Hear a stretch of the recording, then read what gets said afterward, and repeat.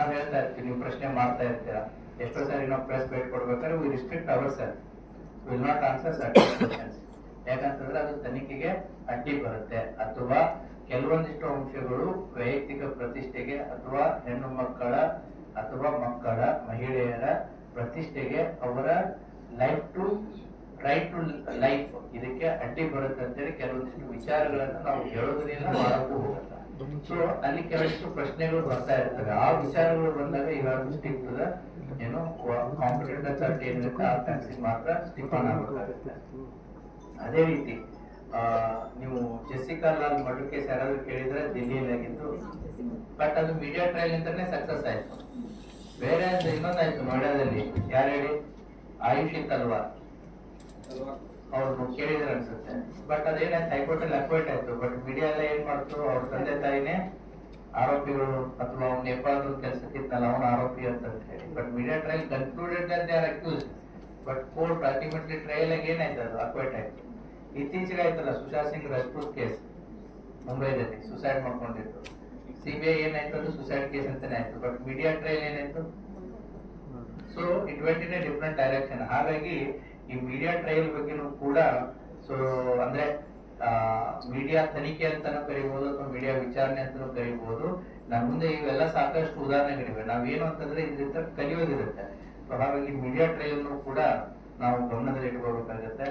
ಅದೇ ರೀತಿ important aspect, ಮಹಿಳೆ ಮತ್ತು ಮಕ್ಕಳಿಗೆ ಸಂಬಂಧಪಟ್ಟಂತ ವಿಚಾರಗಳು ಬಂದಾಗ ನಾನು ಎಷ್ಟೋ ಸಾರಿ ನನ್ನ ಮಾಧ್ಯಮ ಫ್ರೆಂಡ್ಸಿಗೆ ಹೇಳಿರ್ತೀನಿ, 10 ಅಲ್ಲ 20 ಸಾರಿ ಯೋಚನೆ ಮಾಡಿ ಏನ್ ಬರಿಬೇಕು, ಹೇಗ್ ಬರಿಬೇಕು, ಯಾವ ರೀತಿ ಬರಿಬೇಕು ಅಂತ ಹೇಳಿ. ಬಿಕಾಸ್ ಮಹಿಳೆ ಮತ್ತು ಮಕ್ಕಳ ಘನತೆ ಗೌರವಕ್ಕೆ ನೇರವಾಗಿ ಆಗಲಿ ಅಥವಾ ಪರೋಕ್ಷವಾಗಿ ಆಗಲಿ ಯಾವುದೇ ರೀತಿಯಾದಂತಹ ಕುತ್ತು ತರುವಂತದ್ದಿತ್ತು ಅಂತಂದ್ರೆ 228A IPC ಹೌದಾ, disclosure of identity of victim of certain offences ಅಂತ ಬರುತ್ತೆ. ರೇಪ್ ಆಗಿರ್ಬೋದು, ಪೋಕ್ಸೋ ಆಗಿರ್ಬೋದು, ಮಹಿಳೆಯರ ಮೇಲೆ ಆಗುವಂತ ದೌರ್ಜನ್ಯ, ಮಕ್ಕಳ ಮೇಲೆ ಆಗಿರುವಂತಹ ದೌರ್ಜನ್ಯ, ಅವರ ನೇರವಾದಂತಹ ಫೋಟೋಗಳಾಗಿರ್ಬೋದು, ಅವರ ವಿಳಾಸ, ಊರು, ನೀವೇನ್ ಮಾಡ್ತೀರಾ ಕತೆನ ಅವ್ರದ್ದು ಕ್ಯಾರೆಕ್ಟರ್ ಚೇಂಜ್ ಮಾಡಿರ್ತಾರೆ, ಹೆಸರು ಚೇಂಜ್ ಮಾಡಿರ್ತಾರೆ, ಎಲ್ಲ ಚೇಂಜ್ ಮಾಡಿರ್ತಾರೆ. ಬಟ್ ನಿಮ್ಗೆ ಗೊತ್ತಿಲ್ಲದೇನೆ ಇಂಡೈರೆಕ್ಟ್ ಇರುವಂತ ಎಷ್ಟೋ ವಿಚಾರಗಳು ನೀವು ಹೆಕ್ಬಿಟ್ಟಿರ್ತೀರಿ. ಏನಂತ, ಆ ಸ್ಕೂಲು, ಆ ಊರು, ಹೌದಾ, ಅವ್ರ ಮನೆ ತೋರಿಸಿರ್ತೀರಾ ಅಥವಾ ಠಾಣೆ ತೋರಿಸಿರ್ತೀರಾ, ಅವ್ರು ಇರುವಂತ ಪ್ರದೇಶ ತೋರಿಸಿರ್ತೀರಾ. So directly or indirectly which indicates ನೀವು ಕೊಡುವಂತಹ ಮಾಹಿತಿ ಅದು ಒಂದ್ ರೀತಿ ಬೇರೆಯವರಿಗೆ ಕ್ಲಿಯರ್ ಆಗಿರಬಾರ್ದು, ಅದು ಐಡೆಂಟಿಟಿ ಆಗೋದಿಕ್ಕೆ. ಸೊ ಹಾಗಾಗಿ ಮಹಿಳೆ ಮತ್ತು ಮಕ್ಕಳ ವಿಚಾರಕ್ಕೆ ಬಂದಾಗ ನೀವು ಬಹಳ ಗಮನವಿಟ್ಟು ಪ್ರಸಾರ ಮಾಡಬೇಕಾಗುತ್ತೆ. ಅದೇ ರೀತಿ ಕೂಡ ಪೋಕ್ಸೋ ಕಾಯ್ದೆಯಲ್ಲಿ ಸೆಕ್ಷನ್ 23 ತಾವು ಓದಿದ್ರಿ ಅಂತಂದ್ರೆ ಇವುಗಳನ್ನ ಯಾರಾದ್ರೂ ಉಲ್ಲಂಘನೆ ಮಾಡಿದ್ರೆ ಆ ಪ್ರಸಾರಕ ಯಾರಿರ್ತಾರೆ, he becomes the accused in section 23 of POCSO act. ಹಾಗಾಗಿ ಅದಕ್ಕೆ 6 months fine, 1 year 6 months fine ಇದೆ, ಬೋತ್ನು ಆಗ್ಬೋದು. ಅದೇ ರೀತಿ ಸೆಕ್ಷನ್ 72 BNS ಅಡಿಯಲ್ಲೂ ಕೂಡ ಪ್ರಕರಣವನ್ನ ದಾಖಲಿಸೋದಕ್ಕೆ ಅವಕಾಶ ಇದೆ. ಸೋಮಟನೆ ಮಾಡಬಹುದು ಪೊಲೀಸರು ಇದರಲ್ಲಿ, ಅಥವಾ ಬೇರೆ ಥರ್ಡ್ ಪಾರ್ಟಿ ಕೂಡ ಬಂದು ಮಾಡಬಹುದು, ಅಥವಾ ವಿಕ್ಟಿಮ್ ಕಡೆ ಬಂದು ಕೂಡ ಮಾಡಬಹುದು. ಅದರಿಂದ ಮಹಿಳೆ ಮತ್ತು ಮಕ್ಕಳ ವಿಚಾರಗಳು ಬಂದಾಗ ನಾವು ಪತ್ರಕರ್ತರು, ಮಾಧ್ಯಮದವರು ಅದರ ಬಗ್ಗೆ ಬಹಳಷ್ಟು ಎಚ್ಚರಿಕೆಯನ್ನ ಇಟ್ಟು ಏನು ನೀವು ಮಾಹಿತಿ ಕೊಡಬೇಕಾಗುತ್ತೆ.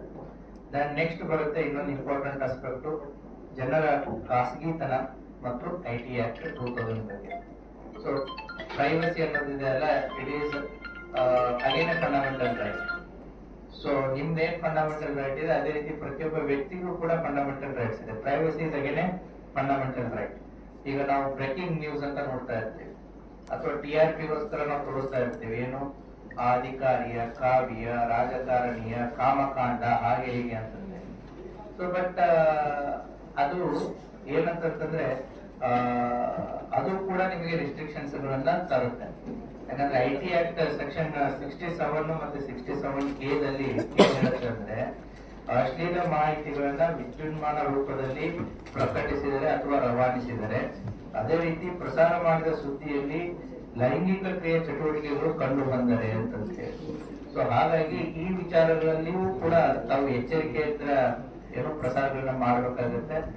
ಸೊ ಈಗಾಗಲೇ ಇದ್ರ ಬಗ್ಗೆ ಕೆಲವೊಂದಿಷ್ಟು ಜನರಿಗೆ ಗೊತ್ತಿದೆ, ಆದ್ರೂ ಕೂಡ ಕೆಲವೊಂದ್ ಕಡೆ ವೈಲೇಷನ್ಸ್ ಗಳು ಆಗ್ತಾ ಇರುತ್ತೆ. ಸೊ ಹಾಗಾಗಿ ಇದ್ರ ಬಗ್ಗೆನೂ ಕೂಡ ಗಮನದಲ್ಲಿ ಇರ್ಬೇಕಾಗತ್ತೆ. ಇನ್ನೊಂದು ಇಂಪಾರ್ಟೆಂಟ್ ಆಸ್ಪೆಕ್ಟ್ ಮಾಧ್ಯಮ ಮತ್ತೆ ಜಾಹೀರಾತು. ಈ ಜಾಹೀರಾತುಗಳನ್ನ ಕೊಡ್ಬೇಕಾದ್ರೆ ಬಹಳ ಎಚ್ಚರಿಕೆಯಿಂದ ಕೊಡ್ಬೇಕಾಗತ್ತೆ. ಈಗ ಏನ್ ಮಾಡ್ತಾ ಇದ್ರೆ, ಒಂದು ಜಾಹೀರಾತಲ್ಲಿ ನೀವು ಪ್ರಿಂಟ್ ಮಾಡಿಸೋದು ಒಂದಿರುತ್ತೆ, ಇನ್ನೊಂದು ಈ ಜಾಹೀರಾತು ನಿಮ್ಗೆ ಆನ್ ರೆಕಾರ್ಡ್ ಸಿಕ್ಬಿಡುತ್ತೆ. ಹೌದಾ? ಎಂತಿಂತ ವಿಚಾರಗಳು ಬರ್ತಾರೆ ಅದ್ರಾಗೆ.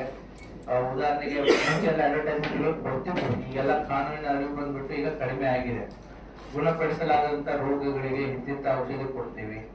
ಆಮೇಲೆ ಏನು ದೇಹದ ಅಂಗಾಂಗಗಳ ಮಾರಾಟಗಳ ಬಗ್ಗೆ ಆಗಿರ್ಬೋದು, ವೃತ್ತಿಪರವಾದಂತಹ ನ್ಯಾಯವಾದಿ, ಅಡ್ವೊಕೇಟು, ಚಾರ್ಟರ್ಡ್ ಅಕೌಂಟೆಂಟು, ಗ್ರಾಹಕರಿಗೆ ಆಕರ್ಷಿಸಲು ನೀಡುವಂತಹ ಆಕರ್ಷಕ ಜಾಹೀರಾತುಗಳು, ಜೂಜಾಟದ ಮಾಹಿತಿ ಆಗಿರ್ಬೋದು, ಜಾಹೀರಾತುಗಳಾಗಿರ್ಬೋದು, ಅಥವಾ ಹಣಕಾಸಿನ ವಿಷಯದ ಬಗ್ಗೆ ಹಲವಾರು ಪ್ಲಾನ್ಸ್ ಗಳು ಬರ್ತಾವೆ, ಸ್ಕೀಮ್ಸ್ ಗಳು ಬರ್ತಾವೆ. ಒಂದಿದ್ರೆ ಡಬಲ್ ಮಾಡ್ತೀವಿ, ಡಬಲ್ ಇದ್ದು ಟ್ರಿಬಲ್ ಮಾಡ್ತೀವಿ, ಟ್ರಿಬಲ್ ಇದ್ದು ಫೋರ್ಬಲ್ ಮಾಡ್ತೀವಿ ಅಂತ.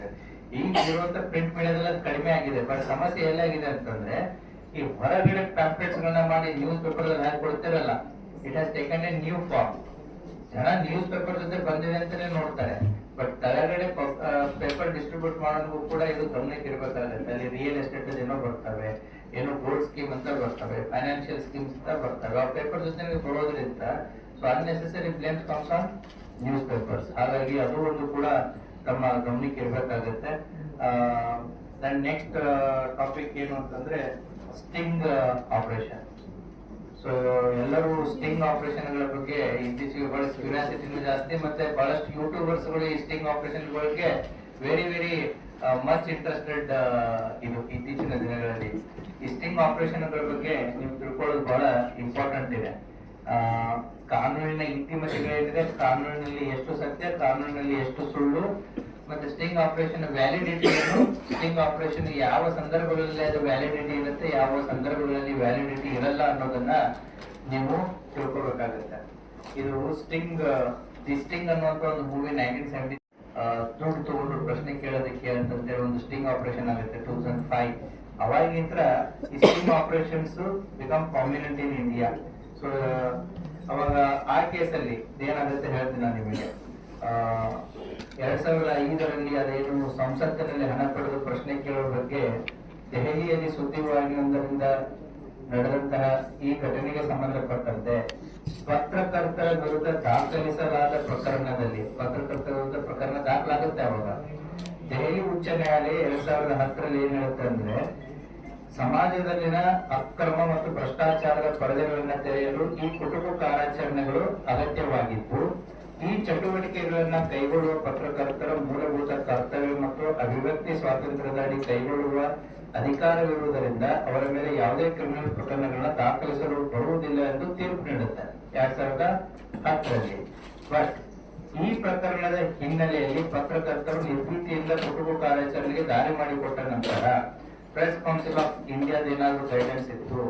ಬಟ್ ಇದೇನಾಗುತ್ತೆ, ಉದ್ದೇಶ, ಸಾಮಾಜಿಕ ಉದ್ದೇಶ ಮತ್ತು ಸಾಮಾಜಿಕ ಬದ್ಧತೆ ಮತ್ತು ಪಬ್ಲಿಕ್ ಇಂಟ್ರೆಸ್ಟ್ ಇದರಲ್ಲಿ ಎಷ್ಟು ಇನ್ವಾಲ್ವ್ ಇರುತ್ತೆ ಅನ್ನೋದು ಬಹಳ ಇಂಪಾರ್ಟೆಂಟ್ ಇರುತ್ತೆ. ಬಟ್ ಇದರಿಂದ ಏನಾಯ್ತು ಅಂತಂದ್ರೆ, ಕೆಲವೊಂದಿಷ್ಟು ಪತ್ರಕರ್ತರು ತಮ್ಮದೇ ರೀತಿಯಲ್ಲಿ ಕುಟುಂಬ ಕಾರ್ಯಾಚರಣೆಗಳನ್ನ ನಡೆಸಲು ಸ್ಟಾರ್ಟ್ ಮಾಡ್ತಾರೆ. ಇದರಿಂದ ನಾಗರಿಕರ ಖಾಸಗಿ ಬದುಕಿಗೂ ಧಕ್ಕೆ ಬರತೊಡಗಿ ಅವರ ಮೂಲಭೂತ ಹಕ್ಕುಗಳ ಉಲ್ಲಂಘನೆ ಪ್ರಾರಂಭವಾಗುತ್ತೆ. ಆದ್ದರಿಂದ ಸರ್ವೋಚ್ಚ ನ್ಯಾಯಾಲಯ ರಜತ್ ಪ್ರಸಾದ್ ವರ್ಸಸ್ ಸಿಬಿಐ ಪ್ರಕರಣ 2014ರಲ್ಲಿ ಒಂದು ಜಡ್ಜ್ಮೆಂಟ್ ಕೊಡುತ್ತೆ. ಏನು ಅಂದ್ರೆ, ಕೆಲವೊಂದಿಷ್ಟು ಲಾ ಎನ್ಫೋರ್ಸ್ಮೆಂಟ್ ಅಥಾರಿಟಿಗೆ ಟ್ರ್ಯಾಕ್ ಮಾಡೋದಕ್ಕೆ, ವಿಡಿಯೋ ಮಾಡೋದಕ್ಕೆ ಅವಕಾಶ ಇದೆ. ಲೋಕಪಾಲ್ ಆಗಿರ್ಬೋದು, ಲೋಕಾಯುಕ್ತ ಆಗಿರ್ಬೋದು, ಎನ್ಫೋರ್ಸ್ಮೆಂಟ್ ಡೈರೆಕ್ಟರೇಟ್ ಆಗಿರ್ಬೋದು. ಸೊ ಅದರಲ್ಲಿ ಮಾಡಿರುವಂತ ವಿಡಿಯೋ ರೆಕಾರ್ಡಿಂಗ್ಸ್ ಗಳನ್ನ ಪ್ರಶ್ನೆ ಮಾಡೋದಕ್ಕೆ ಕೋರ್ಟ್ ನಲ್ಲಿ ಅವಕಾಶ ಇದೆ. ಆದರೆ ಥರ್ಡ್ ಪಾರ್ಟಿ ಇರುವಂತಹ ಮಾಧ್ಯಮಗಳು ಮಾಡುವಂತಹ ವಿಡಿಯೋಸ್ ಗಳನ್ನ ನ್ಯಾಯಾಲಯದಲ್ಲಿ ಪ್ರಶ್ನೆ ಮಾಡೋದಕ್ಕೆ ಅವಕಾಶಗಳು ಇದೆಯಾ ಅನ್ನುವಂತ ಒಂದು ಪ್ರಶ್ನೆ ಬರುತ್ತೆ. ಹಾಗಾಗಿ ಕಾನೂನು ಜಾರಿ ಮಾಡುವ ಸಂಸ್ಥೆಗಳೇ ನಡೆಸುವ ಕುಟುಂಬ ಕಾರ್ಯಾಚರಣೆಗಳಿಗೆ ಕಾನೂನಿನಡಿ ಇನ್ನೂ ಮಾನ್ಯತೆ ನೀಡುವ ಬಗ್ಗೆ ಜಿಜ್ಞಾಸೆ ಇರುವಾಗ ಪತ್ರಕರ್ತರು ನಡೆಸುವ ಕುಟುಂಬ ಕಾರ್ಯಾಚರಣೆಗೆ ಇರುವ ಬೆಲೆ ಏನು? ಅಧಿಕಾರಿಗಳನ್ನ ಕುಟುಂಬ ಬೆಲೆಗೆ ಬೀಳಿಸಬೇಕೆಂದೇ ಪತ್ರಕರ್ತರು ಇನ್ ಜನರಲ್ ಹೇಳ್ತಾರೆ. ಆಮಿಷ ತೋರಿ ನಂತರ ಅದನ್ನ ಕುಟುಂಬ ಕಾರ್ಯಾಚರಣೆಯ ಭಾಗವಾಗಿ ಹೇಳುವುದು ಕಾನೂನುಬದ್ಧವಲ್ಲ. ಈ ರೀತಿಯಲ್ಲಿ ಏನೋ ಪತ್ರಕರ್ತರು ದೇ ವಿಲ್ ಬಿಕಮ್, ಅಂದ್ರೆ ನೀವು ಅದು ಟ್ರ್ಯಾಪ್ ಅನ್ನೋದು ಒಂದೇ ದಿನದಲ್ಲಿ ಆಗಿರಲ್ಲ. Over A period of and time, ಒಂದು ವಾರ ಒಂದು ಫ್ರೆಂಡ್ಶಿಪ್ ಆಗಿರುತ್ತೆ, 2ನೇ ವಾರ ಆಫರ್ ಆಗಿರುತ್ತೆ, 3ನೇ ವಾರ ಇನ್ವೈಟ್ ಆಗಿರುತ್ತೆ. ಸೊ ಅಂದ್ರೆ ಇಂಡ್ಯೂಸ್ ಮಾಡಿದವರು ಯಾರು? ಆಮೇಲೆ ನಾವೇನ್ ಮಾಡ್ತೀವಿ, ಅದನ್ನ ಸುದ್ದಿ ಪ್ರಸಾರ ಮಾಡ್ಬೇಕಾದ್ರೆ ನಮಗೆ ಸೆಲೆಕ್ಟೆಡ್ ಪೋರ್ಷನ್ಸ್ ಗಳನ್ನ ಮಾತ್ರ ನಾವು ಸೆಲೆಕ್ಟ್ ಮಾಡಿ ತೋರಿಸಿರ್ತೀವಿ, ಬಟ್ ಕಂಪ್ಲೀಟ್ ತೋರಿಸಿರಲ್ಲ. ಒಂದು ಎವಿಡೆನ್ಸ್ ಗೆ ಕೋರ್ಟ್ ಅಲ್ಲಿ ವ್ಯಾಲ್ಯೂ ಯಾವಾಗಿರುತ್ತೆ ಅಂತಂದ್ರೆ, ಆ ಒಂದು ಎವಿಡೆನ್ಸ್ ನ ಮೌಲ್ಯ ಕಳ್ಕೊಂಡಿರಬಾರ್ದು. ಅಂದ್ರೆ it should be from 0 to 100 full ಇರಬೇಕು. ನಾವೇನ್ ಮಾಡಿರ್ತೀವಿ, ಓವರ್ ಪೀರಿಯಡ್ ಆಫ್ 20 days ಅವನನ್ನ ಟ್ರ್ಯಾಪ್ ಮಾಡೋದಕ್ಕೆ ಹೋಗಿ ಫ್ರೆಂಡ್ಶಿಪ್ ಬೆಳೆಸಿರ್ತೀವಿ, ಅವನ ನಂಬಿಕೆಯನ್ನ ಬೆಳೆಸಿರ್ತೀವಿ, ಆಮೇಲೆ ಏನೋ ಒಂದು ಕೆಲಸ ಅಂತ ಹೋಗ್ತೀವಿ, ಆಮೇಲೆ ಏನೋ ಒಂದು ಆಫರ್ ಮಾಡ್ತೀವಿ, ಆಮೇಲೆ ಅವನನ್ನ ಇನ್ವೈಟ್ ಮಾಡಿರ್ತೀವಿ. So who are the conspirator? ಯಾರು ಅವನನ್ನ ಆಮಿಷಿಗೆ ಒಳಪಡಿಸಿದ್ರು? ಯಾರು ಅವನನ್ನ ಪ್ರಚೋದನೆಗೆ ಒಳಪಡಿಸಿದ್ರು? ಯಾರು? ಸೊ ಸೆಕ್ಷನ್ 120B ಕಾನ್ಸ್ಪಿರಸಿ ಬಂದ್ಬಿಡುತ್ತೆ. ಸೊ ಹಾಗಾಗಿ ಆಮೇಲೆ ನೀವು ಇದೇನು 20 ದಿನದಿಂದ ಏನೋ ಒಂದು ಫಾಲೋ ಅಪ್ ಮಾಡಿರ್ತಾರಲ್ಲ, ಆ 20 ದಿನದ್ದು ಕೂಡ ಎವಿಡೆನ್ಸ್ ಕಂಟಿನ್ಯೂಟಿ ಇರಬೇಕಾಗುತ್ತೆ. ನಾವೇನ್ ಮಾಡ್ತೀವಿ, ಸೆಲೆಕ್ಟೆಡ್ ನಮ್ಗೆ ಎಷ್ಟು ಬೇಕು ಅಷ್ಟೇನೆ ಎಡಿಟ್ ಮಾಡಿ ಇದನ್ನ ಮಾಡ್ತಾ ಇರ್ತೀವಿ. ಸೊ ಹಾಗಾಗಿ ಆದರೆ ಸಾರ್ವಜನಿಕ ಹಿತಾಸಕ್ತಿಯಿಂದ ಕೈಗೊಂಡಂತ ಕುಟುಂಬ ಕಾರ್ಯಾಚರಣೆಗಳು ಈ ವ್ಯಾಪ್ತಿಗೆ ಬರುವುದಿಲ್ಲವಾದರೂ ನ್ಯಾಯಾಲಯದಲ್ಲಿ ಪತ್ರಕರ್ತರು ಯಾರದನ್ನ ಸ್ಟಿಂಗ್ ಆಪರೇಷನ್ ಮಾಡಿರ್ತಾರೆ, they should be able to prove it. So ಅವಾಗ ಅದಕ್ಕೆ ಒಂದು ವ್ಯಾಲ್ಯೂ ಹೋಗಿರುತ್ತೆ. ನಾನು ಅದೇ ರೀತಿ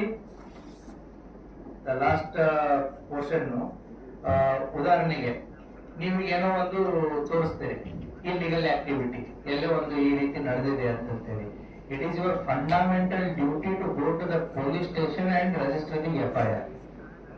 ಬರೀ ನೀವು ಸುದ್ದಿ ಪ್ರಸಾರ ಮಾಡಿ ಬಿಡೋದಲ್ಲ, you are duty bound to give the complaint to the police station, ಅಥವಾ police can give the notice. ಇದ್ರ ಬಗ್ಗೆ ನೀವು ಹಾಕಿದ್ರೆ ಇದಕ್ಕೆ ಸಂಬಂಧಪಟ್ಟಂತ ನಮಗೆ ಮಾಹಿತಿಯನ್ನ ನೀವು ಕೊಡಿ ಅಂತ. ಕೆಲವೊಂದು ಜನ ಏನ್ ಮಾಡ್ತೀವಿ, ಸುದ್ದಿ ಮಾಡಿಬಿಟ್ಟು ಬಿಡ್ತೀವಿ, ಅದನ್ನ ಪೊಲೀಸರು ಕೇಳ್ಬೋದು ನಿಮಗೆ, ಅಥವಾ ನೀವೇ ನೇರವಾಗಿ ಹೋಗಿ ಕಂಪ್ಲೇಂಟ್ ಅನ್ನು ಕೊಡ್ಬೋದು. ಬಟ್ ಜಾಸ್ತಿ ಜನ ಯಾರು ಹೋಗಿ ಕೊಡಲ್ಲ, ಎದಕ್ಕೆ ಬೇಕು ಅಂತ, ನಾನು ಸುದ್ದಿ ಪ್ರಕಟ ಮಾಡಿದ್ರೆ ಬಿಟ್ಟೆ ಅಂತಂತೇಳಿ. ಬಟ್ ಪೊಲೀಸ್ ಲೀಗಲಿ ನಮಗೆ ನೋಟಿಸ್ ಅನ್ನ ಕೊಟ್ಟು ಇದು ಏನು ಅಂತ ಕೇಳೋದಕ್ಕೂ ಕೂಡ ಅವಕಾಶ ಇದೆ. ಅದೇ ರೀತಿ ಏನು ಅಂತಂತಂದ್ರೆ, ನೀವು ಯಾವುದೇ ಒಂದು ಪ್ರಿಂಟ್ ಆಗಿರ್ಬೋದು ಅಥವಾ ಡಿಜಿಟಲ್ ಆಗಿರ್ಬೋದು, ಏನೇ ಸುದ್ದಿಯನ್ನ ಪ್ರಸಾರ ಮಾಡಿದಾಗ police can ask in writing. 91 CRPC ಈಗ PNS ಅಡಿಯಲ್ಲಿ ಅದು ಚೇಂಜ್ ಆಗಿದೆ. ಏನು ಅಂತಂದ್ರೆ, ಅದಕ್ಕೆ ಸಂಬಂಧಪಟ್ಟಂತಹ ಸಂಪೂರ್ಣ ಮಾಹಿತಿಯನ್ನ ನಮಗೆ ಕೊಡಿ ಅಂತೇಳಿ. It can become part of investigation. So ಹಾಗಾಗಿ ಈ ಮೀಡಿಯಾ ಟ್ರಯಲ್ ಮಾಡಿದಾಗ ಅಥವಾ ತನಿಖೆ ನಡೀತಿರ್ಬೇಕಾದ್ರೆ ಅಡ್ವಾನ್ಸ್ ಆಗಿ ಹೋದಾಗ ಪೊಲೀಸ್ ಏನ್ ಮಾಡ್ತಾರೆ, ಮಾಹಿತಿ, ಯಾಕಂತಂದ್ರೆ it becomes A part of the evidence. So ಹಾಗಾಗಿ 91 CRPC ಅಡಿಯಲ್ಲೂ ಕೂಡ ಆ ಮಾಹಿತಿಗಳನ್ನ ಪಡ್ಕೊಳ್ಳೋದಿಕ್ಕೆ ಅವಕಾಶ ಇದೆ. ಸೊ ಹೀಗಾಗಿ ಓವರ್ ಆಲ್ ಕಾನೂನು ಮತ್ತು ಮಾಧ್ಯಮ ಅಂತ ಬಂದಾಗ ನಿಮಗೆ ಸಂವಿಧಾನದ ಅಡಿಯಲ್ಲಿ ಪ್ರೊಟೆಕ್ಷನ್ ಇದೆ. ಅದೇ ರೀತಿ another fundamental right to life ಅದು ಕೂಡ ಇದೆ.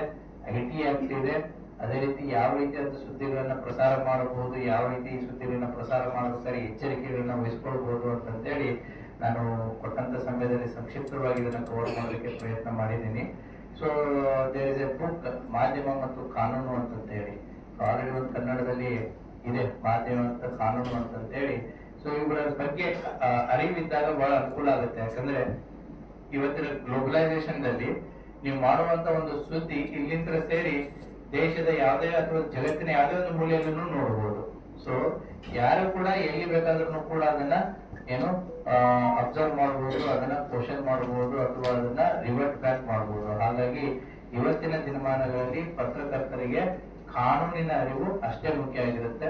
ಸೊ ಇವತ್ತಿನ ಈ ಕಾರ್ಯಕ್ರಮಕ್ಕೆ ನನ್ನನ್ನು ಕರೆಸಿ ಮಾತನಾಡೋಕೆ ಅವಕಾಶ ಕೊಟ್ಟಂತಹ ಆರ್ಗನೈಸರ್ಸ್ಗೆ ಮತ್ತೆ ವೇದಿಕೆ ಮೇಲೆ ಇರುವಂತಹ ಜಿಲ್ಲಾಧಿಕಾರಿ ಅವರಿಗೆ ಮತ್ತು CO ಅವರಿಗೆ ನಾನು ಮತ್ತೆ ವೇದಿಕೆ ಮುಂಭಾಗದಲ್ಲಿರುವಂತಹ ಎಲ್ಲ ಪತ್ರಕರ್ತರಿಗೂ ಕೂಡ ನಾನು ಧನ್ಯವಾದಗಳನ್ನು ಹೇಳಿ ನಾನು ಈ 2 ಮಾತುಗಳನ್ನ ಮುಗಿಸ್ತೇನೆ. Thank you. ನೀವು ಬ್ಲರ್ ಮಾಡಿದ್ರೆ ಏನಾಯ್ತು ನಾನು ಅದನ್ನೇ ಹೇಳ್ತಾ ಇದ್ದೀನಿ. Any information directly or indirectly ಆ ವ್ಯಕ್ತಿಯ ಮಾಹಿತಿಯನ್ನ ಇನ್ನೊಬ್ಬ ವ್ಯಕ್ತಿಗೆ ಗೊತ್ತಾಗೋ ರೀತಿ ಇತ್ತು ಅಂತಂದ್ರೆ again it's A crime.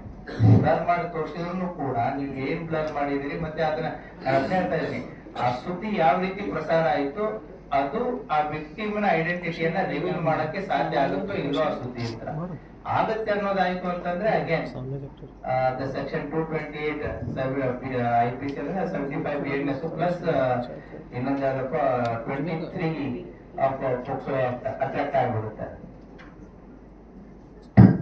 Sir. ಬೀಳ್ತಾ ಹೋದ್ರಿ ಕರೆಕ್ಟ್. ಸುದ್ದಿ ಮೂಲಗಳು ಇಲ್ಲ. ನೀವು ಯಾವ್ದೋ ಒಂದು ಇಲ್ಲಿಗಲ್ ಆಕ್ಟಿವಿಟಿ ತೋರಿಸಿದಾಗ, ಹೌದಾ, ಈಗ ನೀವು ಪ್ರಿಂಟ್ ಅಲ್ಲಿ ತೋರಿಸ್ಬೋದು ಅಥವಾ ಡಿಜಿಟಲ್ ಅಲ್ಲಿ ತೋರಿಸಿದಾಗ ಅದನ್ನ ತಾರ್ಕಿಕ ಅಂತ್ಯಕ್ಕೆ ಒಯ್ಯೋದು ಯಾವ ರೀತಿ? ಒಂದು, ನೀವು ಬಂದು ಕಂಪ್ಲೇಂಟ್ ಅನ್ನು ಕೊಡೋದಕ್ಕೆ ಸಾಧ್ಯತೆ ಇದೆ. ಇಲ್ಲ ನೀವು ಕಂಪ್ಲೇಂಟ್ ಕೊಡದೇ ಇದ್ದಾಗ ಪೊಲೀಸರನ್ನ ಕೂಡ ನಿಮ್ಗೆ ನೋಟಿಸ್ ಕೊಟ್ಟು ಕರೆದ್ಬಿಟ್ಟು ಇದು ಏನು ಅಂತ ಕೇಳೋದಕ್ಕೂ ಸಾಧ್ಯತೆ ಇದೆ. ನಾವು ಸುದ್ದಿ ಮೂಲಕ ಕೇಳ್ತಾನೆ ಇಲ್ಲ, ಕೊಡೋದು ನಮ್ಮ ಕರ್ತವ್ಯ. ಅದೇ ರೀತಿ ಕೂಡ ನಿಮ್ದು ಕರ್ತವ್ಯ ಇದೆ. We are not asking the source, we are asking what is the violation. ಸಾಕಷ್ಟು ಪ್ರಕರಣಗಳಲ್ಲಿ ನಮ್ಗಿಂತ ಮುಂಚೆ ಹೆಂಗ್ ಗೊತ್ತಾಯ್ತು? ವೆಲ್, ಅವ್ರು ಕೇಳಿದ್ರು ಕೂಡ ಎಷ್ಟರ ಮಟ್ಟಿಗೆ ಸಾರ್ವಜನಿಕ ಹಿತಾಸಕ್ತಿ ಅಥವಾ ಪಬ್ಲಿಕ್ ಲಾ ಅಂಡ್ ಆರ್ಡರ್ ಮತ್ತೆ ದೇಶದ ಐಕ್ಯತೆ, ಸಮಗ್ರತೆ, ಇವೆಲ್ಲ ಏನ್ ನಾನು 8 ನಿರ್ಬಂಧಗಳನ್ನ ಹೇಳಿದೆ, ಆ ವಿಚಾರಗಳಿಗೆ ಸಂಬಂಧಪಟ್ಟಾಗ ತನಿಖಾ ಸಂಸ್ಥೆ ಆ ಮೂಲವನ್ನ ಕೇಳೋದಕ್ಕೂ ಕೂಡ ಅವಕಾಶ ಇದೆ. ಅವಕಾಶನೇ ಇಲ್ಲ. ಇವನ್ ಆಕ್ಚುಲ್ ರಿಯಲ್ ಪ್ರೆಸ್ ಪರ್ಸನ್ ಇದ್ರು ಕೂಡ ಅವ್ರಿಗೆ ಹಾಕೊಳ್ಳೋದಕ್ಕೆ ಅವಕಾಶ ಇಲ್ಲ. ಒಂದೇದು. ಎರಡನೇದು, ಅವ್ರು ಕೇಳುವಂತ ಪ್ರಶ್ನೆ, ಈ ಸಾಕಷ್ಟು ಯೂಟ್ಯೂಬರ್ಸ್ ಆಗಿರ್ಬೋದು ಅಥವಾ ಬ್ಲಾಕ್ ಮೇಲ್ ಮಾಡುವಂತ ಒಂದು ಎಲ್ಲೋ ಜರ್ನಲಿಸಂ ಇದೆ ಅಂತ ನೀವೇನ್ ಹೇಳ್ತಾ ಇದ್ದೀರಿ.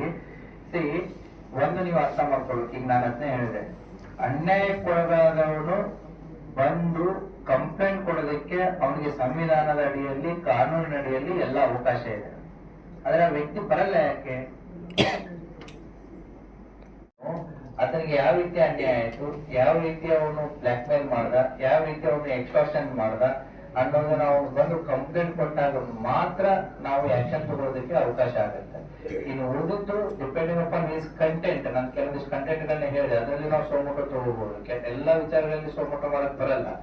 ಈಗ ಯಾರೋ ಒಬ್ಬ ನಾವು ಸರ್ಕಾರಿ ಮೀಟಿಂಗ್ಸ್ ಗಳನ್ನು ಕೂಡ ನಮಗೆ ಜಿಲ್ಲಾಧಿಕಾರಿ ಅವರಿಗೆ ಕೆಲವೊಂದಿಷ್ಟು ಜನ ಹೇಳ್ತಾ ಇರ್ತಾರೆ, ಸರ್ ನಮ್ಮ ಹತ್ರ ಇಂಥ ಸಂಘಟನೆಯವರು ಬಂದ್ರು ಅಥವಾ ಇಂಥ ಯೂಟ್ಯೂಬರ್ ಬಂದ್ರು, ನಮ್ಗೆ ಈ ರೀತಿ ಮಾಡಿದ್ರು, ಆ ರೀತಿ ಮಾಡಿದ್ರು. ನಾವು ಒಂದೇ ಪ್ರಶ್ನೆ ಕೇಳುದು, ನಾನು ನಿಮ್ಗೆ ಅದನ್ನೇ ಹೇಳಿದೆ, ಒಂದು ಅಪರಾಧ ಕೃತ್ಯವನ್ನ ತಾವು ತೋರಿಸಿದಿರ ಅಂತಂದ್ರೆ it is your fundamental duty to report to the police station.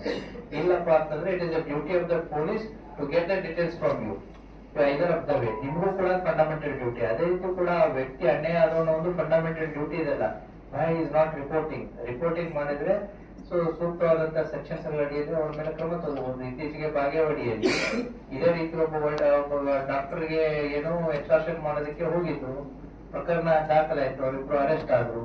ಅದೇ ರೀತಿ ಇತ್ತೀಚೆಗೆ ಒಬ್ಬ ಔಷಧ ಏನೋ ಅಧಿಕಾರಿ ಅವರಿಗೆ ಒಬ್ಬ ಯೂಟ್ಯೂಬರ್ ಹೋಗಿ ಆಫೀಸಲ್ಲೇ ಹೋಗಿ ವಿಡಿಯೋ ರೆಕಾರ್ಡಿಂಗ್ ಮಾಡಿ ಅವರಿಗೆ ಕರ್ತವ್ಯಕ್ಕೆ ಅಡ್ಡಿಪಡಿಸಿ ಹೆದರಿಸಿ ಬೆದರಿಸಿ ಮಾಡುವಂತದ್ದು ಇತ್ತು. ಅದರಲ್ಲಿ ಕೂಡ ಪ್ರಕರಣ ದಾಖಲಾಗಿ ಜೈಲಿಗೆ ಹೋದ. ಸೊ ಈ ರೀತಿ ಅನ್ಯಾಯಕ್ಕೊಳಗಾದವನು ಮುಂದೆ ಬಂದ್ರೆ ಮಾತ್ರ ಇದಕ್ಕೆ ಕಡಿವಾಣ ಹಾಕೋದಕ್ಕೆ ಸಾಧ್ಯ ಆಗುತ್ತೆ. ಅನ್ಯಾಯಕ್ಕೊಳಗಾದವನು ಸುಮ್ಮನೆ ಇದ್ಬಿಟ್ಟು ಅವನ ಪರವಾಗಿ ಬೇರೆಯವ್ರ ಕ್ರಮ ತಗೋಬೇಕು ಅಂತಂದ್ರೆ ಇದಕ್ಕಿಲ್ಲ. ಆಮೇಲೆ ಇದಕ್ಕೆ ಕಡಿವಾಣ ಹಾಕೋದಕ್ಕೆ ಇದು ಕಾನೂನಿನಲ್ಲಿ ಒಂದು ಸೂಕ್ತ ಕಾಯ್ದೆ ಯಾವುದೇ ರೀತಿಯಾಗಿ ಬಂದಿಲ್ಲ. Genuinity, whether they are genuine or not ಅನ್ನೋ ಡಿಸೈಡ್ ಮಾಡುವಂತ ಪ್ರಾಧಿಕಾರ ಅಲ್ಲಿದ್ದಾರೆ. They will take the decision.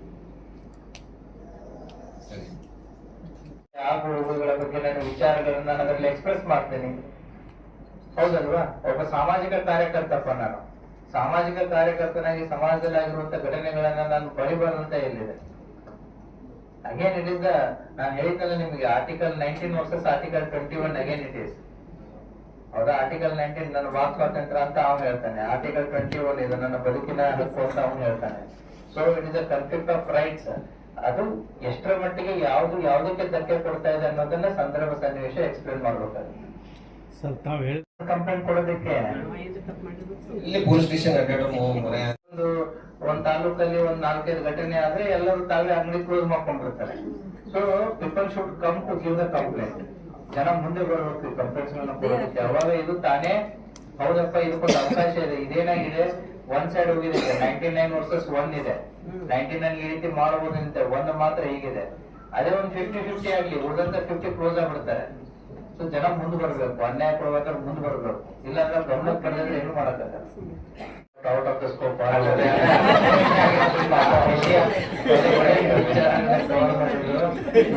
ಉತ್ತರ ಕೊಡೋದಕ್ಕೆ ಈ ಫೋರಮ್ ಅಲ್ಲ. ಅದಕ್ಕೆ ನಾನು ಥ್ಯಾಂಕ್ ಯು ಸಂಕ್ಷಿಪ್ತವಾಗಿ ಮುಗಿಸಿದ್ದೀನಿ. ಇದಕ್ಕೆ ಸಂಬಂಧಪಟ್ಟದ್ದು ಏನಾದ್ರೆ ಇದ್ರು will take last question and thank you sir. Form ಮಾಡೋದಕ್ಕೆ ಯಾರ್ಯಾರಿಗೆ ನ್ಯೂಸ್ ಪೇಪರ್ ಅಂಡ್ ಮ್ಯಾಗಝಿನ್ಸಿಗೆ Press council of India has to frame the guidelines. ನೀವೇನ್ ಹೇಳ್ತಾ ಇದ್ದೀರಾ, DC ಮಾಡಬೇಕು, SP ಮಾಡಬೇಕು, ಅಥವಾ ಇನ್ಫಾರ್ಮೇಶನ್ ಕಮಿಷನರ್ ಮಾಡಬೇಕು, ಅಥವಾ CO ಮಾಡಬೇಕು ಅಂತೇಳಿ. ನಿಮ್ಮದೇ ಆದಂತ ಒಂದು ಪ್ರೆಸ್ ಕೌನ್ಸಿಲ್ ಆಫ್ ಇಂಡಿಯಾ ಇದೆ, ಯಾರಿಗೆ ನ್ಯೂಸ್ ಪೇಪರ್ಗಳಿಗೆ ಮತ್ತೆ ಮ್ಯಾಗಝಿನ್ಸ್ ಗಳಿಗೆ. So you have to get your guidance framed at press council of India. ಇನ್ನೊಂದು ಟಿವಿ ನ್ಯೂಸ್ ಚಾನೆಲ್ಸ್ ಗಳಿಗೆ ಏನಿದೆ, NBDSC ಅಂತ ಇದೆ, ನ್ಯೂಸ್ ಬ್ರಾಡ್ಕಾಸ್ಟಿಂಗ್ ಮತ್ತೆ ಡಿಜಿಟಲ್ ಸ್ಟ್ಯಾಂಡರ್ಡ್ಸ್ ಅಥಾರಿಟಿ ಅಂತಂತೇಳಿ. ಅದೇ ರೀತಿ ಡಿಜಿಟಲ್ ನ್ಯೂಸ್ ಪೋರ್ಟಲ್ OTT ಸಾಮಾಜಿಕ ಜಾಲತಾಣಗಳೇನಿದೆ ಅಲ್ಲ, ಗ್ರೀವೆನ್ಸ್ ಆಫೀಸರ್ಸ್ ಅಂತ ಇದ್ದಾರೆ. ಹಾಗಾಗಿ ಕ್ರಿಮಿನಲ್ ಅಪರಾಧ ಬಂದಾಗ ಪೊಲೀಸರು ಇದ್ದಾರೆ. ಸೊ ಪ್ರತಿಯೊಂದಕ್ಕೂ ಕೂಡ ನಿಮ್ದು ಗ್ರೀವಿಯನ್ಸ್ ಹೇಳೋದಕ್ಕೆ ನಿಮ್ಮದೇ ಆದಂತ ಒಂದು ಪ್ಲಾಟ್ಫಾರ್ಮ್ಸ್ ಇದೆ. ನಿಮಗೆ ಫೇಸ್ ಆಗ್ತಾ ಇರುವಂತ ಸಮಸ್ಯೆಗಳಿಗೆ ನೀವು ಫೇಸ್ ಆಗ್ತಾ ಇರೋ ಸಮಸ್ಯೆಗಳನ್ನ ನಮ್ಮ ಜಿಲ್ಲಾಧಿಕಾರಿಗಳಿಗೆ ಅಥವಾ ಜಿಲ್ಲಾ SP ಅವರಿಗೆ ನೀವು ಗಮನ ತರ್ತಾ ಇದ್ದೀರಲ್ಲ, you have your grievance platform ಇದೆ. ಅಲ್ಲಿ ಆ ವಿಚಾರಗಳು ಅಲ್ಲಿ ಚರ್ಚೆಯಾಗಿ ಅಲ್ಲಿ ಚರ್ಚೆಯಿಂದ ಹೊರಗಡೆ ಬರಬೇಕು. ಯಾಕಂತಂದ್ರೆ it's A policy decision. So ಹಾಗಾಗಿ ಅವುಗಳನ್ನ ನಿಮ್ಮ ಸಂಬಂಧಪಟ್ಟಂತಹ ಹೈಯರ್ ಅಪ್ಸ್ ನಿಮ್ಮ ಸಂಸ್ಥೆಗಳಲ್ಲಿ ಅದು ಡಿಸ್ಕಷನ್ ಆಯ್ತು ಅಂತಂದ್ರೆ you have some solutions for it. Thank you. ಒಬ್ಬ ವ್ಯಕ್ತಿ ಇಲ್ಲಿ ಮಾತಾಡಿದಾನೆ, ಇನ್ನೊಬ್ಬ ವ್ಯಕ್ತಿ ಇಲ್ಲಿ ನೋಡಿದಾನೆ, ತೋರಿಸ್ತಾರೆ ಯಾರು ಮಾತಾಡಿದವ್ರಿಗೆ ಮತ್ತೆ ಮಾತಾಡ್ಸ್ಕೊಂಡವ್ರಿಗೆ ಮಧ್ಯದಲ್ಲಿ ಲಿಂಕ್ ಮಾಡಿದಾರೆ ಯಾರು, ಅವ್ರಿಗೆ ಕೇಳಬೇಕಲ್ವ ನಾವು. ಇವ್ರು become a part of evidence. Okay, thank you sir. Workshop for media representatives ಅನ್ನುವಂಥ ಕಾರ್ಯಕ್ರಮವನ್ನು ಪ್ರೆಸ್ ಇನ್ಫಾರ್ಮೇಶನ್ ಬ್ಯೂರೋ ಮತ್ತೆ ನಮ್ಮ ವಿಜಯಪುರ ಜಿಲ್ಲೆಯ ಎಲ್ಲ ಪತ್ರಿಕಾ ಮಾಧ್ಯಮ ಮಿತ್ರರು ಮತ್ತೆ ಎಲ್ಲ ಸಂಘಟನೆಗಳು ಸೇರಿ ಆಯೋಜನೆ ಮಾಡಿದರು. ಸಾಕಷ್ಟು ಚರ್ಚೆಗಳು ಬೆಳಗಿದ್ದಾಗಿದೆ. ಈಗ SP ಸಾಹೇಬರು ತುಂಬಾ ಡೀಟೈಲ್ ಮೀಡಿಯಾ ಲಾ ಅದರ ಬಗ್ಗೆ ಏನೇನು ಪ್ರಾಬ್ಲಮ್ಸ್ ಇದೆ, ಹೇಗೆ ಮಾಡ್ಕೊಂಡು ಹೋಗ್ಬೋದು ಅನ್ನೋದನ್ನ ಹೇಳಿದ್ದಾರೆ. ಮತ್ತೆ ಈ ಮೂಲ ಉದ್ದೇಶ ಇವತ್ತಿನ ಕಾರ್ಯಕ್ರಮಕ್ಕೆ ಈ government schemes, state government scheme, central government scheme, ಯಾವ್ಯಾವ ಸ್ಕೀಮ್ಗಳು ಬರ್ತವೆ, ಆ ಸ್ಕೀಮ್ಗಳೆಲ್ಲ ಯಾವ ರೀತಿ ನಾವು ಜನರಿಗೆ ಹೋಗಿ ತಲುಪಿಸಬೇಕು, ಅದರಲ್ಲಿ ಮೀಡಿಯಾದ ಏನು ರೋಲ್ಸ್ ಇದೆ ಅನ್ನುವಂಥದ್ದನ್ನು ಚರ್ಚೆ ಮಾಡ್ಲಿಕ್ಕೆ ಬೇರೆ ಬೇರೆ ಇಲಾಖೆ ಅಧಿಕಾರಿಗಳು ಬಂದು ಬೆಳಗ್ಗೆಯಿಂದ ಮಾತಾಡ್ಬಿಟ್ಟು ಹೋಗಿರ್ತಾರೆ. ಸೊ ಈ concept of media and governance as A concept ನಾವು ನೋಡಿದ್ರೆ ಮೀಡಿಯಾ ಅಂಡ್ ಗವರ್ನೆನ್ಸ್ ಅಂತ ತಗೊಂಡ್ರೆ, ಗವರ್ನೆನ್ಸ್ ನಲ್ಲಿ ಈ ಪಬ್ಲಿಕ್ ಪಾಲಿಸಿ ಸಂಬಂಧಪಟ್ಟ ಹಾಗೆ ಬರುವಂತ ವಿಚಾರಗಳಲ್ಲಿ ಮೀಡಿಯಾದ ರೋಲು ಎರಡು ಘಟ್ಟದಲ್ಲಿ ತುಂಬಾ ಇಂಪಾರ್ಟೆಂಟ್ ಆಗಿರ್ತದೆ.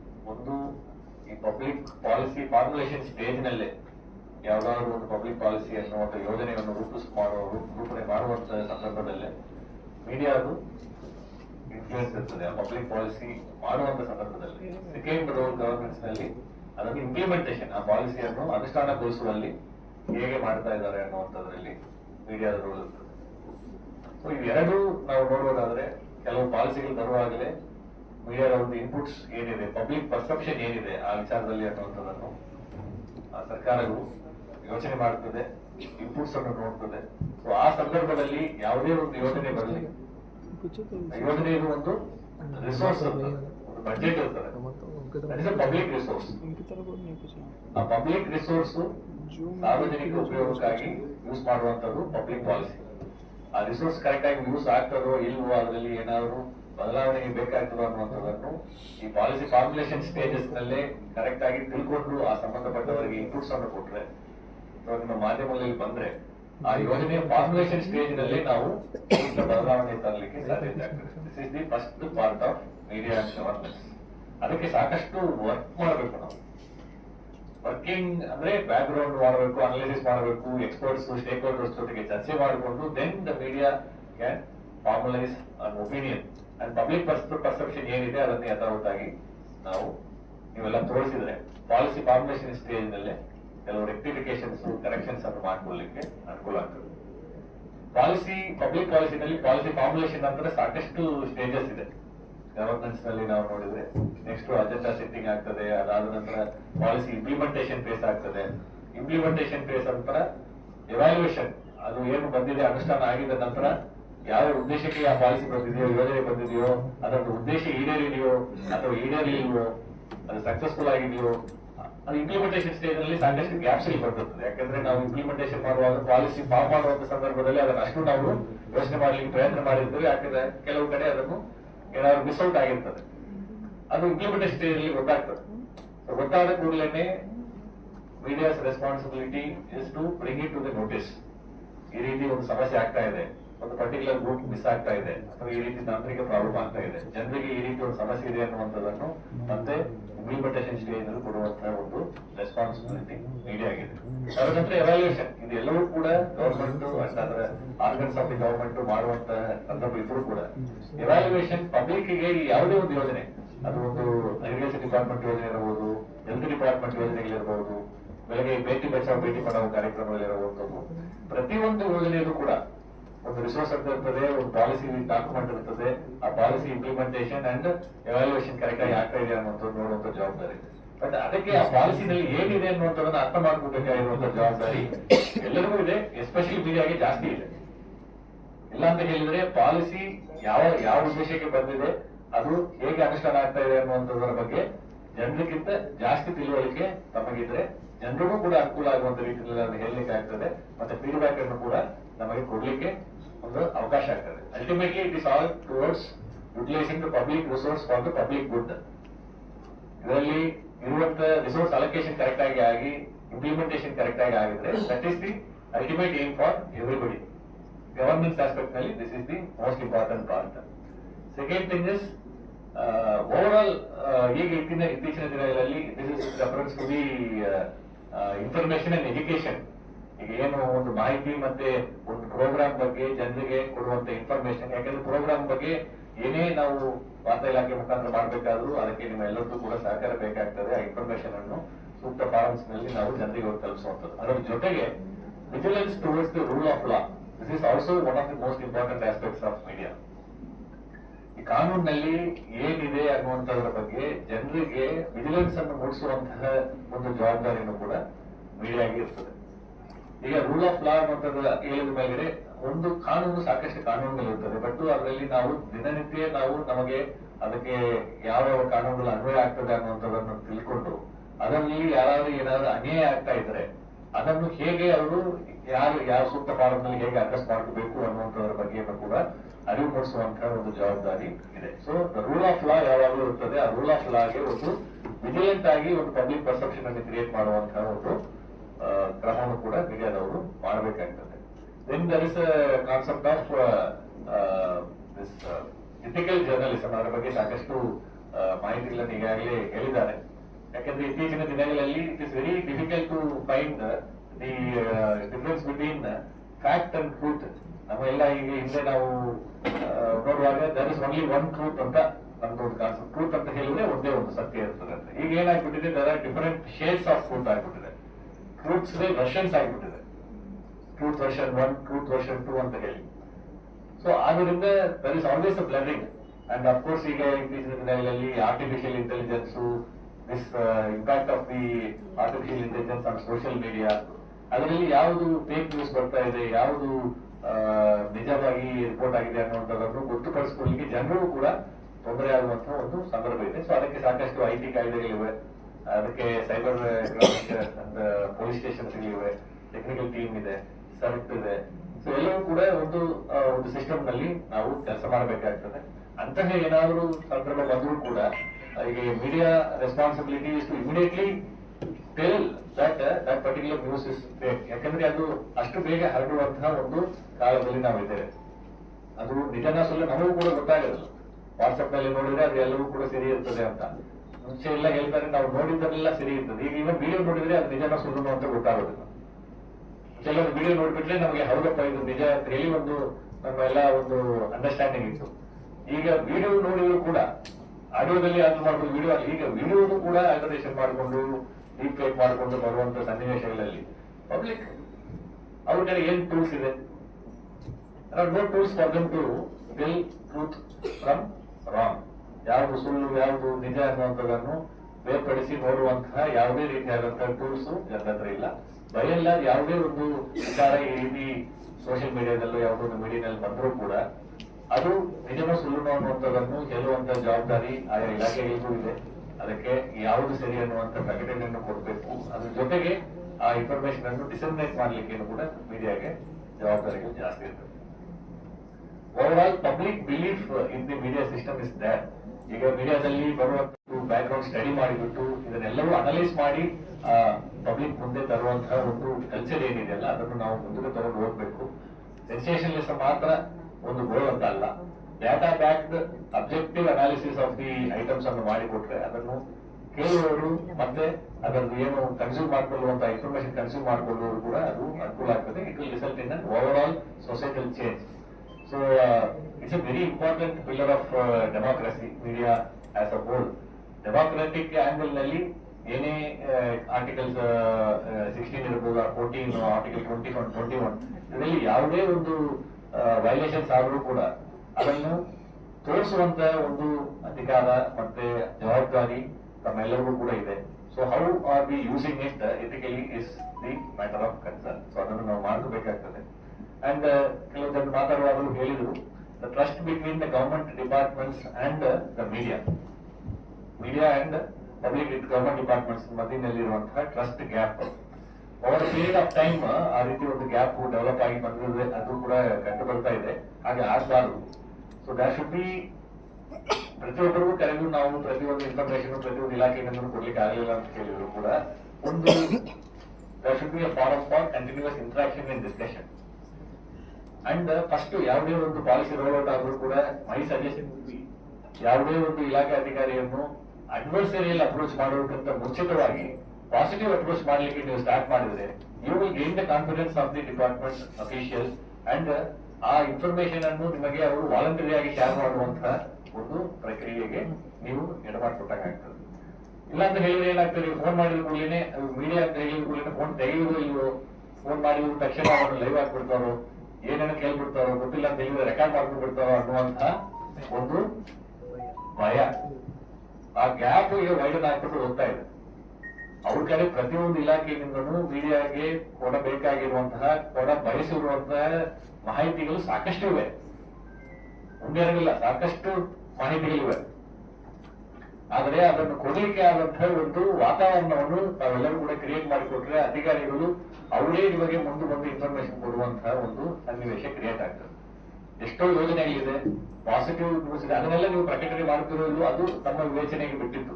ಬಟ್ ಅದನ್ನು ಕೇಳಿ ತಿಳ್ಕೊಂಡ್ರೆ ಅವ್ರಿಗೂ ಕೂಡ ಒಂದು ಸಮಾಧಾನ ಆಗ್ತದೆ. ಆಯ್ತು, ನಮ್ಮ ಇಲಾಖೆಯಲ್ಲಿ ಒಂದು ಜವಾಬ್ದಾರಿಯಿಂದ ನಾವು ಇದನ್ನು ಅನುಷ್ಠಾನಗೊಳಿಸ್ತಾ ಇದ್ದೇವೆ, ಅದರ ಬಗ್ಗೆ ಕೇಳಿದ್ದಾರೆ, ಅದರ ಬಗ್ಗೆ ನಾವು ಹೇಳಿದ್ದೇವೆ ಅಂತ. ಅದಾದ ನಂತರ ಓವರ್ ಪೀರಿಯಡ್ ಆಫ್ ಟೈಮ್ ಆ ಟ್ರಸ್ಟ್ ಅನ್ನು ನೀವು ಬಳಸ್ಕೊಂಡು ಬಂದ್ರೆ ಇಲಾಖೆಯಲ್ಲಿ ಆಗಿರುವಂತಹ ಕೆಲವು ಪ್ರಾಬ್ಲಮ್ಸ್ ಕೂಡ ನಿಮ್ಮ ಗಮನಕ್ಕೆ ಬರ್ತದೆ. ಕೆಲವು ವಿಚಾರಗಳು ಜಿಲ್ಲಾ ಮಟ್ಟದಲ್ಲಿ ಸರಿಪಡಿಸುವಂತದ್ದು ಇರ್ತದೆ, ಕೆಲವು ವಿಚಾರಗಳು ರಾಜ್ಯ ಮಟ್ಟದಲ್ಲಿ ಪಾಲಿಸಿ ಡಿಸಿಷನ್ ನಲ್ಲಿ ಬದಲಾವಣೆ ತರಬೇಕಾಗಿರುವಂತಹ ಸನ್ನಿವೇಶಗಳಿರ್ತವೆ. ಸೊ ಒಟ್ಟಾರೆಯಾಗಿ ಇದೆರಡೂ ಕೂಡ ಯಾರಿಗೆ ಅದರಿಂದ ಪ್ರತಿ ಪಬ್ಲಿಕ್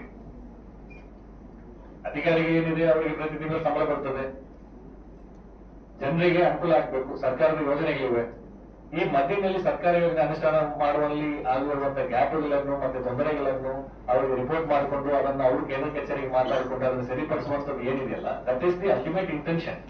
ಆ ಒಂದು ಟ್ರಸ್ಟ್ ಅನ್ನು ತಾವೆಲ್ಲರೂ ಕೂಡ ಡೆವಲಪ್ ಮಾಡಬೇಕು. ನಮ್ಮ ಅಧಿಕಾರಿಗಳಿಗೂ ಕೂಡ ನಾನು ಈ ವೇದಿಕೆ ಮೂಲಕ ನಾನು ಅದನ್ನು ತಿಳಿಸಲಿಕ್ಕೆ ಬಯಸ್ತೇನೆ. That should not be any trust deficit. ಇದು ಯಾವಾಗ ಬರ್ತದೆ ಅಂತ ಹೇಳಿದ್ರೆ ನಿಮ್ಮ ಉದ್ದೇಶ ಮತ್ತೆ ಈ ಸರ್ಕಾರ ಅಧಿಕಾರಿಗಳ ಉದ್ದೇಶ ವಿಭಿನ್ನವಾಗಿರುತ್ತದೆ ಅನ್ನುವಂತಹ ಒಂದು ಮನೋಭಾವ ಫಸ್ಟ್ ಹೋಗ್ಬೇಕು. Intention is towards the public good for A unified cost ಅನ್ನುವಂಥದ್ದು ಬರಬೇಕು. ಸೊ ಅದು ಬರಬೇಕಾದ್ರೆ ಅದು ತಮ್ಮ ಪ್ರಶ್ನೆಗಳಿಂದ ಸ್ಟಾರ್ಟ್ ಆಗ್ತದೆ. ಇನ್ನೆಲ್ಲ ಸುಳ್ಳು ನಾವೇ ಕಾಲ್ ಮಾಡಿ ಅವರಿಗೆ ಇಲಾಖೆ ಅಧಿಕಾರಿಗಳು ಮೀಡಿಯಾದವರು ಮಾತ್ರ ಈ ರೀತಿ ನಮ್ಮಲ್ಲಿ ಒಂದು ನಡೀತಾ ಇದೆ, ಅದನ್ನು ನೀವು ಪ್ರಚುರಪಡಿಸಿ ಅನ್ನುವಂಥದ್ದನ್ನು ದಾಟಿ ಈಗ ಕೇಳಿದ್ರು ಕೂಡ ಮಾಹಿತಿ ಕೊಡ್ಲಿಕ್ಕೆ ಇನ್ನು ಮುಂದೆ ಏನ್ ಬಂದ್ಬಿಡ್ತಾರೋ ಗೊತ್ತಿಲ್ಲ. ನಮ್ಮ ಇಮೇಜ್ ಏನಾಗ್ಬೋದು, ಏನಾದ್ರು ಅಡ್ವರ್ಸ್ ನ್ಯೂಸ್ ಬಂದ್ಬಿಟ್ರೆ ನಾವು ನಮ್ಮ ಮೇಲಾಧಿಕಾರಿ ನಮ್ಮನ್ನು ಬೈದು ಏನ್ ಮಾಡುವಂಥದ್ದು, ಆ ರೀತಿ ಒಂದು ವಾತಾವರಣ ಸೃಷ್ಟಿ ಆಗಬಾರದು. ಆ ಸೃಷ್ಟಿ ಆಗಬಾರದು ಅಂತ ಹೇಳಿದ್ರೆ ಅದೊಂದು ನಿಮ್ಮ ಪಾತ್ರ ಪ್ರಥಮವಾಗಿ ತುಂಬಾ ಮುಖ್ಯವಾದಂತಹ ಪಾತ್ರ ಇದೆ. ನೀವು ಯಾವ ಪ್ರಶ್ನೆಯಿಂದ ಸ್ಟಾರ್ಟ್ ಮಾಡ್ತೀರೋ ಅದ್ರ ಮೇಲೆ ಇರುತ್ತದೆ. ಪ್ರಶ್ನೆಯನ್ನು ನೀವು ಪಾಸಿಟಿವ್ ಆಗಿ ಎನೇಬಲಿಂಗ್ ಮಾಡುವಂತ ರೀತಿಯಲ್ಲಿ ಕೇಳಿದ್ರೆ ಅವ್ರು ಓಪನ್ ಅಪ್ ಆಗ್ತಾರೆ, ಮಾತಾಡಲಿಕ್ಕೆ ಸ್ಟಾರ್ಟ್ ಮಾಡ್ತಾರೆ. ನೀವು first question adversary question start ಮಾಡಿದ್ರೆ it is very difficult for any officer to give an extempore politically correct answer. ಕೇಳಿದ ಕೂಡಲೇ ಹೇ ತಕ್ಷಣ ಒಂದು ಪೊಲಿಟಿಕಲಿ ಕರೆಕ್ಟ್ ಆನ್ಸರ್ ಕೊಡುವಂಥದ್ದು ಕಷ್ಟ ಆಗುತ್ತದೆ. ಅದನ್ನು ಮತ್ತೆ ಹೇಗೆ ಅದು ಬಿಂಬನೆ ಆಗ್ತದೆ ಅನ್ನುವಂಥದ್ದು ಅವ್ರ ತಲೆಯಲ್ಲಿದ್ದು ಅವರು ಡಿಫೆನ್ಸ್ ಮೋಡಿಗೆ ಹೋಗ್ಬಿಡ್ತಾರೆ. ಒಂದು ಪ್ರಶ್ನೆ ಕೇಳಿದ್ರೆ ಒಂದು 10 ನಿಮಿಷ ಯೋಚನೆ ಮಾಡಿ ಒಂದು ಉತ್ತರ ಕೊಡುವಂತ ಒಂದು ಪರಿಸ್ಥಿತಿಗೆ ಹೋಗ್ಬಿಡ್ತಾರೆ. ಆ ರೀತಿ ಆಗ್ಬಾರದು. ಸೊ ನಾವು ಕೂಡ ಈ ಒಂದು ನಿಟ್ಟಿನಲ್ಲಿ ಸರ್ಕಾರಿ ಇಲಾಖೆಗಳ ಜೊತೆಗೆ ಕೈಗೂಡಿಸ್ಬಿಟ್ಟು ಅವ್ರ ಸರ್ಕಾರಿ ಯೋಜನೆಗಳು ಏನಿದೆಯಲ್ಲ ಅದನ್ನು ಜನರಿಗೆ ತಲುಪುವಲ್ಲಿ ಇವತ್ತಿನ ಕಾರ್ಯಕ್ರಮದ ಮೂಲ ಉದ್ದೇಶ ಅದೇ ಇತ್ತು. ಯಾಕೆಂತ ಹೇಳಿದ್ರೆ ಯಾವುದೇ ಒಂದು ಯೋಜನೆಯನ್ನು ಅನುಷ್ಠಾನಗೊಳಿಸಬೇಕಾದ್ರೆ ಅದು ಯೋಜನೆ ಅನುಷ್ಠಾನ ಕರೆಕ್ಟ್ ಆಗ್ತಾ ಇದೆಯೋ ಇಲ್ವೋ, ಅದರಲ್ಲಿ ಸಾಧಕ ಬಾಧಕಗಳು ಏನಿಲ್ವೋ ಎರಡೂ ಬರಬೇಕು. ಯಾವುದೇ ಒಂದು ಸ್ಕೀಮ್ ಅನ್ನು ನಾವು 100% ಸಕ್ಸಸ್ಫುಲ್ 100% ಫೇಲಿಯರ್ ಅಂತ ಹೇಳಲಿಕ್ಕೆ ಯಾವುದೇ ಸ್ಕೀಮ್ ಇರೋದಿಲ್ಲ. Any scheme is work in progress. Administration ಅಂತ ಹೇಳಿದ್ರೆ ಅದು ಒಂದು ದಿವಸ 2 ದಿವಸ ಮಾಡಿ ಮುಗಿಸುವಂತದಲ್ಲ. ಮಾಡ್ತಾ ಇರಬೇಕು. ಅದರಲ್ಲಿ ಬರುವಂತ ಸಮಸ್ಯೆಗಳ ಬಗ್ಗೆ ನಾವು ತಿಳ್ಕೊಳ್ಬೇಕು. ತಿಳ್ಕೊಳ್ಳಲಿಕ್ಕೆ ತಮ್ಮೆಲ್ಲರೂ ಸಹಕಾರ ಬೇಕು. ಇವಾಗ 5 years of the public perception. Public perception ಅನ್ನು ನೀವು ತೋರಿಸಬಹುದು, ಪಬ್ಲಿಕ್ ಪರ್ಸೆಪ್ಷನ್ ಅನ್ನು ಚೇಂಜ್ ಮಾಡಬಹುದು. ಎರಡು ಪವರ್ಸ್ ಮೀಡಿಯಾ ಹತ್ರ ಇರ್ತದೆ. ಅದನ್ನು ಎಥಿಕಲ್ ಆಗಿ ಯೂಸ್ ಮಾಡಿ ಪಬ್ಲಿಕ್ ಉಂಡುಗೋಸ್ಕರ ಅದನ್ನು ಬಳಕೆ ಮಾಡಬೇಕು ಅನ್ನುವಂತ ಒಂದು ಮಾತನ್ನು ಹೇಳಿ ಈ ಒಂದು ಕಾರ್ಯಕ್ರಮಕ್ಕೆ ನಾನು ಕರೆದು ಮಾತಾಡ್ಲಿಕ್ಕೆ ಅವಕಾಶ ಕೊಟ್ಟಿರುವಂತಹ PIB ನವರಿಗೆ ಧನ್ಯವಾದಗಳು ಹೇಳಿ ನನ್ನ ಮಾತನ್ನು ಮುಗಿಸ್ತೇನೆ.